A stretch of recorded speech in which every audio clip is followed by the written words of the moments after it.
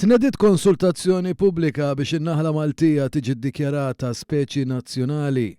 Dan tħabbar fi stqarrija mill-Ministeru għall-Ambjent hekk kif ġie spjegat li fiċ-Ċentru Edukattiv tal-Busket studenti mill-iskel primarji ta' Birkirkara u Ħalsafi kienu l-ewwel parteċipanti fil-konsultazzjoni pubblika.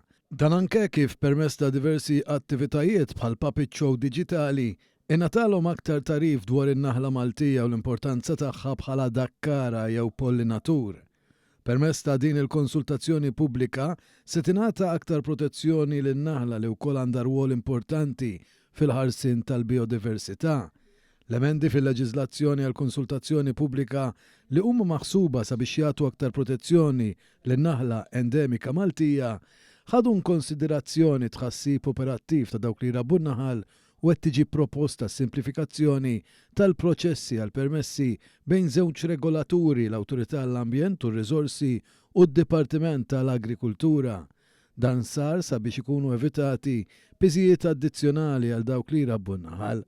Waqt diskussjoni mal-istudenti, il-Ministru għall-Ambjent, l-Enerġija u r-Reġenerazzjoni tal-Port il-Kbir, Mirjam Dalli, spjegat kemm dan l-insett jissimbolizza l-impenn tiegħu għall-biodiversità u l-ambjent.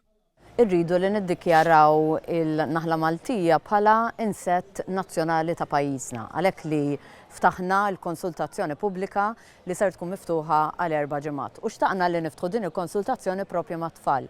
It-tfal li tant ituna idejat differenti u l-perspettiva tagħhom għalina hija importanti ħafna. Id-Direttur għall-Ambjent u r-Riżorsi tal-ERA Darren Stevens enfasizza fuq il-passjoni li għandhom it-tfal għan-natura.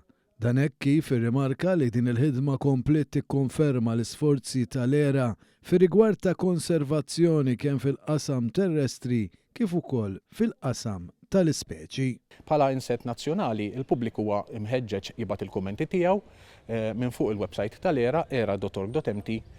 Din il-konsultazzjoni ħad tkun miftuħa l 4 ġimgħat sa 18 ta' Marzu.